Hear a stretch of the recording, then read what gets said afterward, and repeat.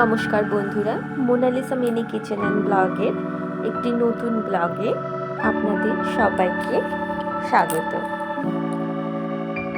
আজকে ব্লগটি শুরু করছি একটি হঠাৎই ঘুরতে যাওয়ার প্ল্যান নিয়ে। তো যেমন কথা সেরকম কাজ। হঠাৎ করেই প্ল্যান করলাম সুন্দরবনে যাব। অবশ্যই সুন্দরবন একটি সুন্দর ঘুরতে যাওয়ার প্লেস, কিন্তু আমার কাছে ছোট থেকেই সুন্দরবন কিন্তু আনন্দের একটি জায়গা। কারণ সেখানে আমার ছোট্টবেলার সমস্ত কিছু স্মৃতি লুকিয়ে আছে। কারণ সেখানে আমার রয়েছে দাদু ঠাকুমার বাড়ি। তো তাই জন্য ছোটবেলায় প্রায়ই যাওয়া হতো, এখন আর যাওয়া হয় না। বিয়ের পর থেকে তো একেবারেই যাওয়া হয়নি। তাই অনেকবার ধরেই আমার ঠাকুমা বেঁচে আছেন, উনি বারবার ফোন করছেন আমার ছেলেকে কখনো দেখেননি, একবার যদি উনি দেখতে পারতেন। বিভিন্ন কাজের মাঝখানে একদমই সময় হয়ে ওঠে না যাওয়ার। কিন্তু আজকে রবিবার ঠিক করেই ফেললাম যে না, এমনি যে কোনোভাবে যে কোনো প্রকারে যাওয়া হচ্ছে না, চলো আমাদের যা ট্রিপ, আমরা যেমন শর্ট ট্রিপ করি বাইকে করে, বাইক নিয়েই চলে যাওয়া যাক সুন্দরবন।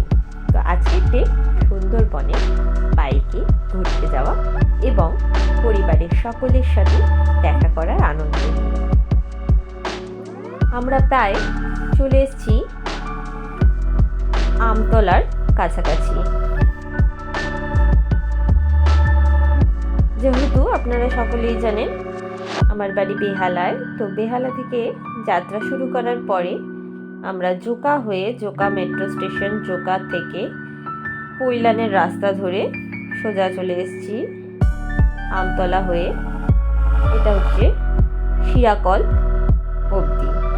তারপরেই আমরা ধরে নেব উস্থি রোড। ডায়মন্ড যাওয়ার সময় আমার ভিডিও রয়েছে ডায়মন্ডের বাইক ট্যুর, তো সেখানেও এই রোড ধরেই আমরা গেছিলাম। কিন্তু সেখান থেকে কিন্তু আমরা ঝাড়বাদ যাওয়ার যে রাস্তা, সেই রাস্তা দিয়ে না গিয়ে আমরা কিন্তু উস্থি রোড ধরেছিলাম। উস্থি রোড দিয়ে সুন্দরবন যাওয়ার সুবিধা ছিল কি, যে ওখানে কাকদ্বীপের রোডটি আমরা ধরতে পারবো, কাকদ্বীপ দিয়ে যাওয়াটা সুবিধা হবে। তাই জন্য কিন্তু আমরা ডায়মন্ড হারবারের দিকে যাইনি। এই হচ্ছে উস্থি রোড, খুবই সুন্দর। চারপাশটা যেমন রাস্তাঘাট এখন অনেক উন্নত করেছে, সেরকম সমস্ত কিছুর ব্যবস্থাও কিন্তু চারপাশে রয়েছে। খাবারের দোকান বলুন বা যে কোনো ধরনের ওষুধের দোকান, সবই রাস্তার পাশ দিয়ে হয়েছে। এইগুলি হচ্ছে এই উস্থি রোড ধরে যাওয়ার রাস্তা। এখনো আমরা কাকদ্বীপ পৌঁছাইনি, বাইকে করেই প্রায় চলে যাচ্ছি অনেক রাস্তা। এখনো অবধি এইখানে অবধি আসতে আমাদের প্রায় 1.5 ঘন্টা মতো সময় কিন্তু লেগে গেছে। টোটাল বেহালা থেকে যাত্রা শুরু করেছিলাম আমরা 10টা নাগাদ, আর এখন বাজে 11:30। আমাদের যেতে কিন্তু আরও 1.5 ঘন্টা সময় লাগবে, অর্থাৎ টোটাল 3 ঘন্টার মধ্যে আমরা পৌঁছে যাব সুন্দরবন এলাকার মধ্যে। এবারে যার বাড়ি যত দূর ততটা সময় লাগবে।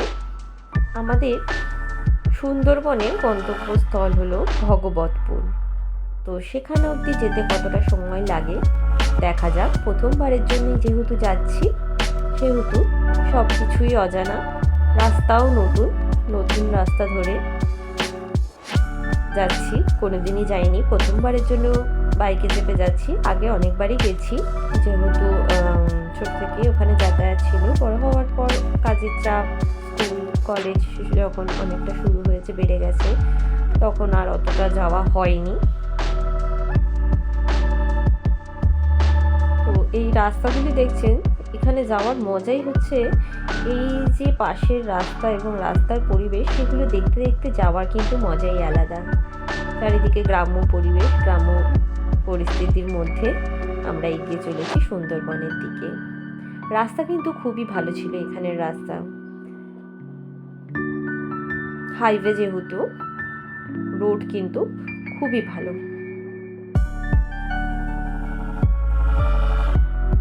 শুধু নেত্রা যেখানটায়, নেত্রা রোড বা নেত্রা স্টেশনের কাছ থেকে একটু সামান্য, আপনারা বলতে পারেন গোটা 10-15 মিনিটের রাস্তায় একটু খারাপ, সেই রাস্তা ক্রস করলে কিন্তু আবার সুন্দর এরকম ভালো রাস্তা আপনারা পেয়ে যাবেন। কখনো যদি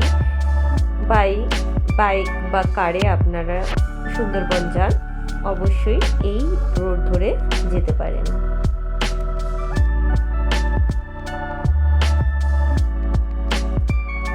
যত সময় যাচ্ছে তত মনে হচ্ছে যে কখন পৌঁছাবো, কোন সেই ছোটবেলায় যাওয়া হয়েছিল। শীতের সকাল, যতই 11টা বাজুক, ঠান্ডা কিন্তু ভালোই লাগছিল।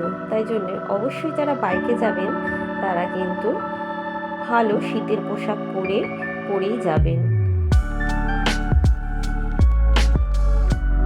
এই যে দেখুন, এখান থেকে বকখালি রোডও গেছে, এখান থেকে বকখালিও যাওয়া যায়। আমরা আজকে আর ওইদিকে যাব না, আমরা চলে যাব সোজা এখান থেকে কাকদ্বীপ থেকে পাথর প্রতিমা।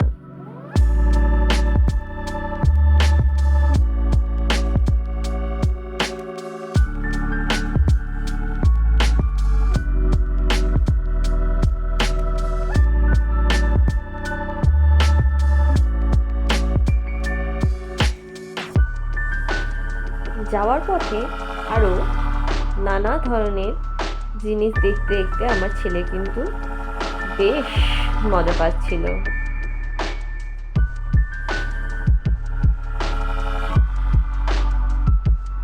ও কিন্তু কোনোদিন কোনো গ্রাম্য পরিবেশে বা গ্রামের দিকে যায়নি, প্রথমবার ওকে নিয়ে যাচ্ছিলাম গ্রামে। ও অনেক এক্সাইটেড ছিল যে মা এগুলো কি।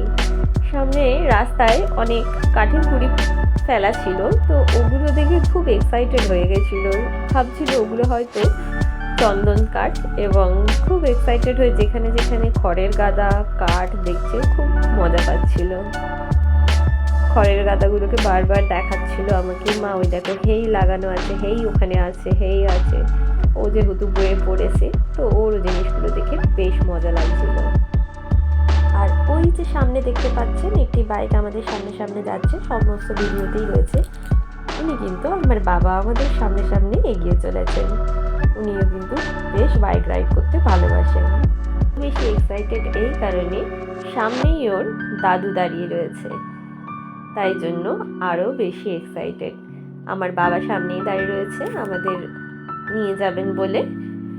তো যেহেতু প্রথমবার আমার হাজব্যান্ড যাচ্ছে, ও অতটা কিছু জানে না, ওখানে চেনে না, তার জন্য আমার বাবা আমার সাথে গেছিল। আমার বাবাও কিন্তু আমাদের মতোই বেশ বাইক চালাতে ভালোবাসেন, তাই জন্য বাবাও আমাদের সামনে বাইক নিয়েই এগোচ্ছিলেন। এই যে আমরা পৌঁছে গেছি সুন্দরবনের প্রথম দেখার জায়গা, এই হচ্ছে ভগবতপুর ক্রোকোডাইল প্রজেক্ট, বা যাকে আমরা কুমির প্রকল্প নামে জানি। আমাদের পাথর প্রতিমা অবধি আসতে সময় লেগে গেছিল প্রায় 3 ঘন্টা 10 মিনিট, এবং সেখান থেকে এই ভগবতপুর কুমির প্রকল্পে আসতে সময় লেগেছিল আরও 15 মিনিট। সাথে যাদের দেখছেন তাদের প্রত্যেকের পরিচয় অবশ্যই আমি জানাবো। পেছনে যে রয়েছে প্রত্যেকেই আমার ভাই বোন এবং তাদের ছেলে মেয়েরা। তো আমরা সবাই ছোট থেকে আলাদাই মানুষ হয়েছি ঠিকই, কিন্তু সবার মধ্যেই নিজের ভাই বোন দিদিরা একসাথে হওয়ার যে আনন্দ, সেটা কিন্তু আমরা সবাই এই দিনটায় উপলব্ধি করতে পারছিলাম। তাই সবাই মিলে বেরিয়ে পড়েছিলাম যে কুমির দেখব বলে। ওরা কিন্তু সবসময় এগুলো ওখানেই যেহেতু থাকে, দেখেছে বা দেখে, ওদের কাছে এটা নতুন কিছু না। কিন্তু যেহেতু আমি গেছিলাম বহু বছর পর, তাই ওরা কিন্তু সবাই মিলে আমাকে সময় দেওয়ার জন্য, আমাকে সঙ্গ দেওয়ার জন্য চলে এসেছিল। এই হচ্ছে কত বড় বড় এখানে ক্রোকোডাইল, প্রত্যেকেই কিন্তু ওখানেই থাকে। এই হচ্ছে একজন ছোট সদস্য আমাদের, তিনি হচ্ছে আমার ভাইয়ের ছেলে। শুধু একবার কুমিরগুলোকে এখানে দেখুন, কি বড় বড়, আমরা টিভিতে মনে হয় এরকম কুমির দেখতে পাই। আর এখানে এসে নিজের চোখের সামনে দেখে যেন বিশ্বাসই করতে পারছি না যে বিশাল আকার কুমির। আমরা সবাই মিলে আজকে এসেছি ক্রোকোডাইল প্রজেক্টে। কুমিরগুলো শুধু সাইজগুলো দেখুন, এক একটা শুয়ে আছে, গোটা একটা আস্ত মানুষকে খেয়ে নিতে পারবে এরকম বড় বড় কুমির।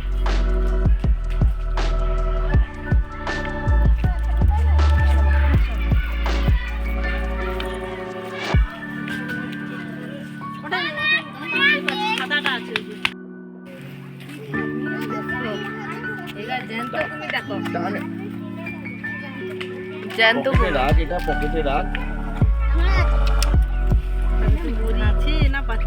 বেঁচে আছে সব, তুই জানা তো সামনে গেলেই বুঝতে পারবি মরে আছে না বেঁচে আছে।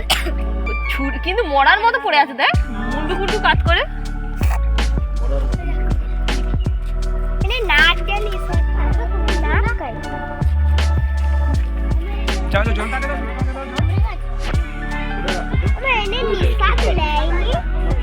এই যে আমার বড় ভাই, আমার ছোট বোন এবং পাশেই দাঁড়িয়ে রয়েছে আমার ছোট ভাইয়ের বউ। ছোট ভাই আজকে আসেনি, সে বাড়িতে রয়েছে। তো আমরা সকলে মিলে চলে এসেছি এবারে সুন্দরবন ভগবতপুর জেঠিঘাটে। এটা হচ্ছে সুন্দরবনের ভগবতপুরের জেঠিঘাট। এই বাচ্চারা সবাই দাঁড়িয়ে হ্যালো বলো। কোথায় এসছো তোমরা? কোথায় এসছো? কোথায় এসছো বলো? ভগবতপুর। হ্যাঁ, কুমির দেখতে, তাই তো? কেমন লাগলো তোমাদের কুমির দেখে? খুব ভালো লেগেছে? কটা কুমির দেখেছো? আর তুমি জলে পা দিও না, তুমি এদিকে পা সরাও। হ্যাঁ, 10টা। বাবারে বাবা, 10টা কুমির দেখেছে ওরা সবাই মিলে, খুব মজা করেছে সবাই। পা দেয় না, বারণ করছি আমি। জুতোটা ভিজে গেলে বাড়ি যাবি।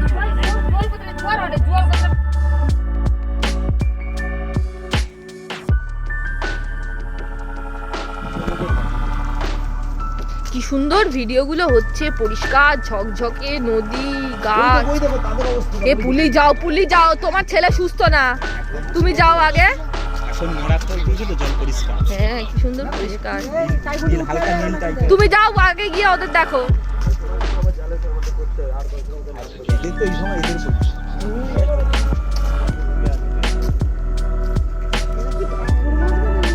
কি বড় বড় দেখো।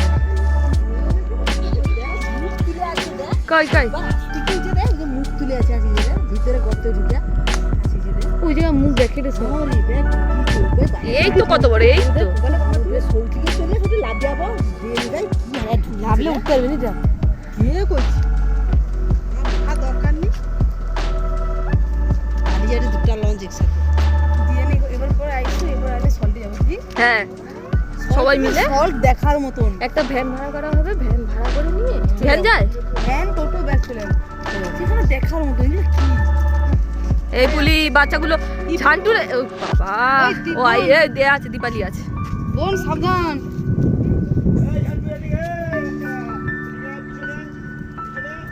ওই ফটকি যাবে রে, এমন অবস্থা ছিল। আমানকে ঘটা আইবি ওই তোর কাছে খাবার দেখা না।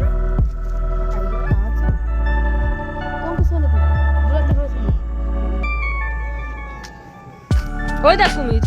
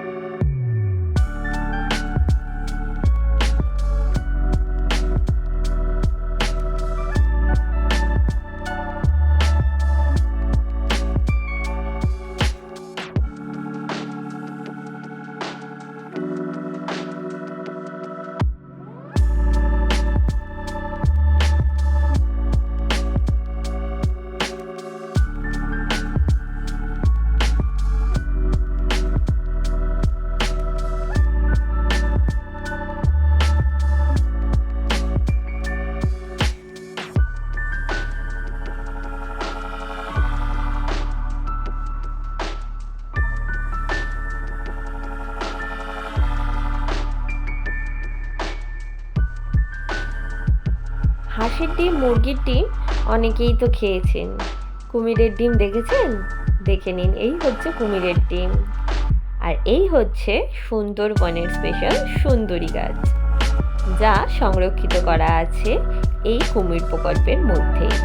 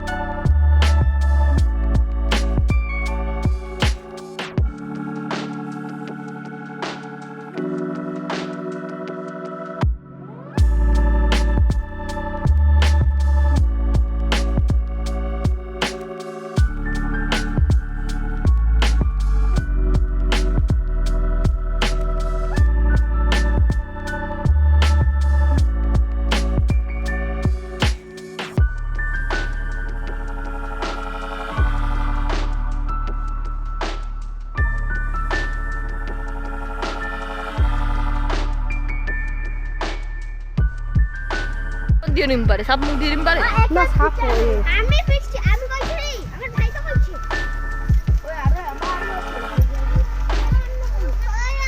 না না আরগুলো কই রে? আর সব আগে চলে গেছে। হ্যাঁ সেই আমি কুমিরের কাছে করে নিয়ে যাবো, চলো কুমিরের কাছে করে তুলবো। আমি দেখছি হাই দা সে শুয়ে আছে। কাকে? হাসে গোটে লোকের মোবাইল ধরে দিল আর একটা বাচ্চাটা বলছে দাঁড়িয়ে দিচ্ছে তো মানে ঘুম ঘুরতে আসে না এখন কুমির নেই, ওই তো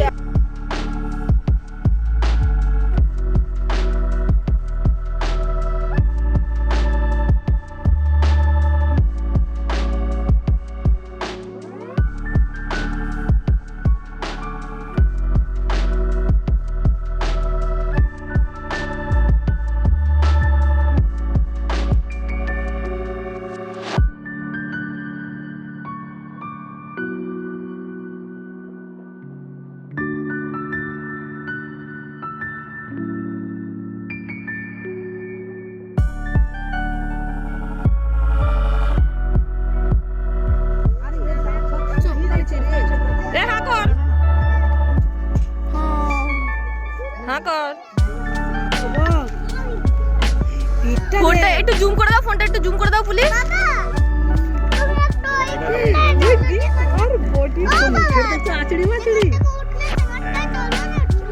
এইখান দিয়ে দেখ দেখ ওই দেখ না ওই এখানে বাবা ওর অত বড় শরীরটা চাগাতে দম লাগেনি, ওর প্রচুর কষ্ট।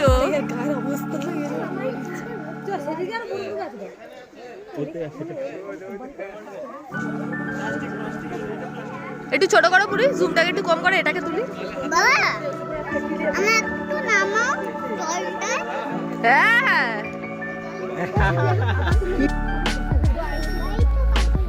মাছ খাইতে দেন এ পেট ভারী আছে ওই পেটটা গালো আছে না ওই পাখাটা দিয়ে ঢোকার চেষ্টা কর। সে কাঠ গড়ে গেলে মাথা ধাক্কা মার দিচ্ছে আবার ঘুরে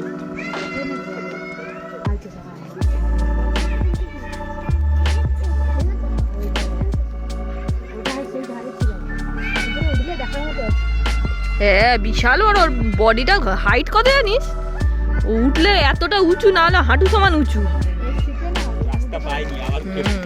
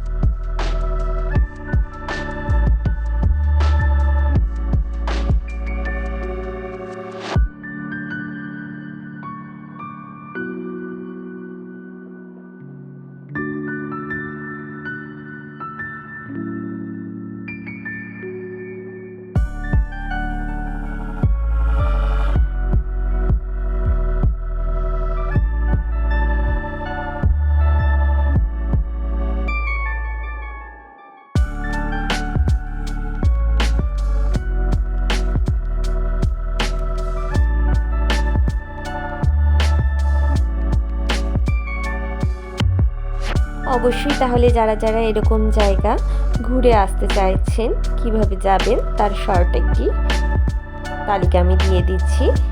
আপনারা যদি বেহালা থেকে আসেন বা কলকাতা থেকে আসেন তাহলেও বাইকে, বা যদিও না আসেন, যদি কোনো পাবলিক ট্রান্সপোর্টে আসতে চান তাহলে প্রথমে আসতে হবে শিয়ালদা থেকে ট্রেন ধরে নামতে হবে কাকদ্বীপে। কাকদ্বীপ থেকে যে কোনো বাস, যে বাস পাথর প্রতিমা যায় সেই পাথর প্রতিমার বাসে চেপে নেমে পড়তে হবে প্রথমে পাথর প্রতিমায়, এবং সেখান থেকে মোটর ভ্যান নিয়ে চলে যেতে হবে আধ ঘন্টার রাস্তা ভগবতপুর। কুমির প্রকল্প বললেই সেখানে কিন্তু আপনাদের নামিয়ে দেবে। তাহলে বুঝতে পারছেন কুমির প্রকল্প বা সুন্দরবনের এই এলাকায় যাওয়া খুবই সহজ। কিভাবে যাবেন তার কিন্তু আমি একটি আইডিয়া দিয়ে দিলাম। এবং এখানে ঢোকার টিকিট মূল্য হচ্ছে 30 টাকা। এখানে ঢুকতে গেলে 30 টাকা টিকিট কেটে ঢুকতে হবে। যারা প্রাইভেট কার বা বাইকে আসবেন ঠিক আমরা যেভাবে আসলাম সেইভাবে কাকদ্বীপ রোড হয়ে পাথর প্রতিমা হয়ে চলে আসতে হবে এই এলাকাতে।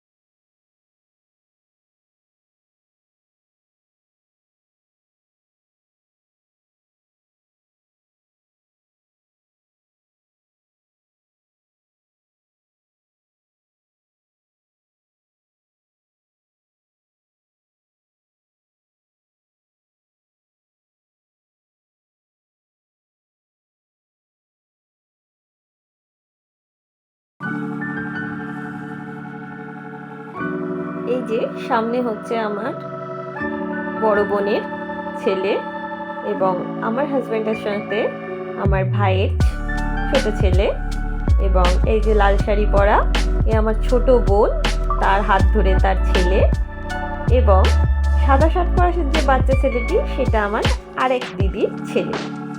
তো এখানে আসলে মোটামুটি আমরা আগে ঠিক এরকম ছিলাম ছোটবেলায় সব ভাই বোনেরা যখন আমরা এরকম বেরোতাম, এতজন প্রায় 10-12 জন একসাথে বেরোতাম। এখন সেই সংখ্যা বেড়ে আরও, যেহেতু সবার প্রত্যেকের 1-2 করে বাচ্চা বা 1জন করে বাচ্চা হয়ে গেছে, তা আরও বেড়ে গেছে এবং মজা কিন্তু আরও ডবল হয়ে গেছে। এই যে আমার ছেলে এবং সাথে রয়েছে তার 2 দিদি।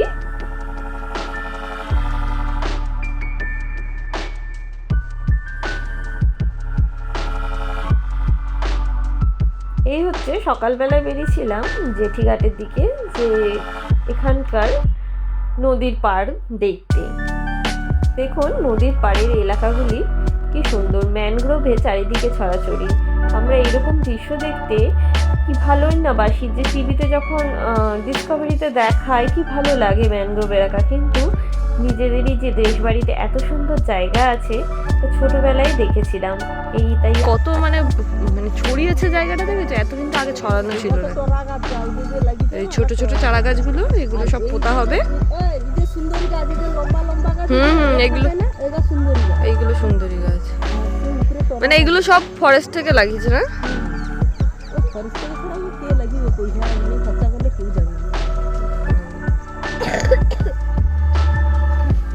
এই যে জঙ্গল এতটা কিন্তু এদিকে মানে ছিল না, কমে যাচ্ছিল জঙ্গলগুলো। হ্যাঁ, এই জঙ্গল কমে যাচ্ছিল, আবার ফরেস্ট থেকে এই সমস্ত এইগুলো লাগানো হয়েছে। বড় হবে গাছ, আবার মাটি আবার করবে।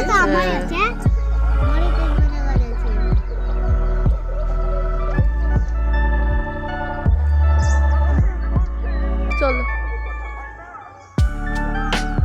কাদা মাটি মেখে একেবারে কাটবো।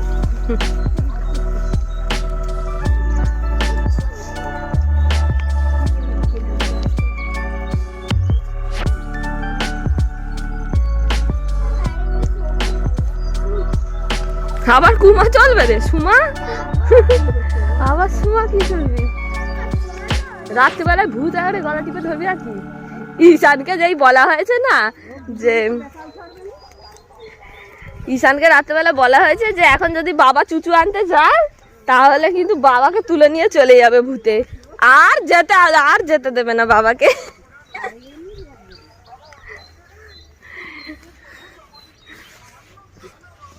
রাতে কাঁপছিল কিন্তু তার পায়ের যন্ত্রণা। পায়ের যন্ত্রণায় কাটছিল, কিন্তু চুচুটা থাকলে এতটা বিরক্তি হতো না, আর উঠতো না এতটা, ঘুমিয়ে পড়তো। যন্ত্রণা খেতে ঘুমাতো। হ্যাঁ, এত লাফালাফি কখনো করেনি না। কালকে অতিরিক্ত লাফালাফি করেছে।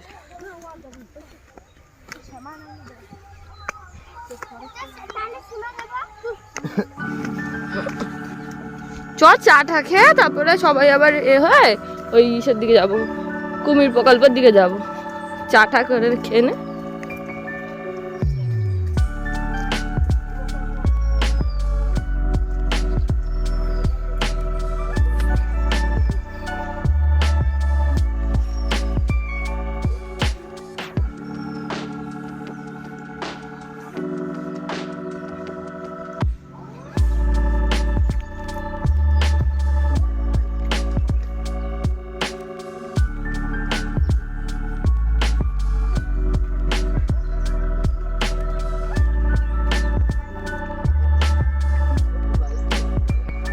এই দেখো কি সুন্দর এখানে গাছটা, দেখো কি গাছ এটা রে? শাক না রে? শাক বলতে কি হতো, এই যে যেমন এইগুলো তো শাকগুলো। এটাও গিরিয়া, এটাও গিরিয়া, ওটা একটা গিরিয়া, এটা একটা মোটা গিরিয়া, এই তো দেখ, এই তো। হ্যাঁ কই, ও ওইগুলো লাগিয়েছে না সুন্দরী গাছগুলো। এই হচ্ছে সকালের নদীর পার, দেখুন এখানে চারিদিকে গড়ান গিয়েও ভর্তি। এখন সুন্দরী গাছের সংখ্যা অনেকটাই কমে গেছে, এই যে লাগানো হয়েছে পরপর ছোট ছোট গাছগুলো, এগুলো হচ্ছে সুন্দরী গাছ। এই যে মাটির রাস্তা খুব সুন্দর, বেশি দূর যাওয়া যাবে না, কাদা রয়েছে।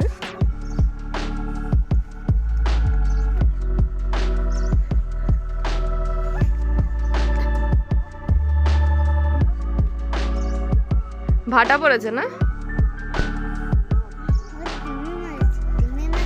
এই যে সবাই হ্যালো করো, হ্যালো করো। ওই যে আমার বোন, বোনের ছেলে, বোনের মেয়ে, এই এক বোনের ছেলে, আমরা এসেছি সবাই মিলে সুন্দরবনে।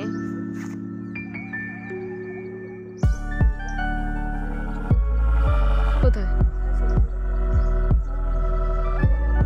সুন্দরবনের দ্বিতীয় সৌন্দর্য হলো কিন্তু এই ম্যানগ্রোভের বনভূমি এবং পাশে 7:30 চলে যাচ্ছে। সুবিশাল নদী।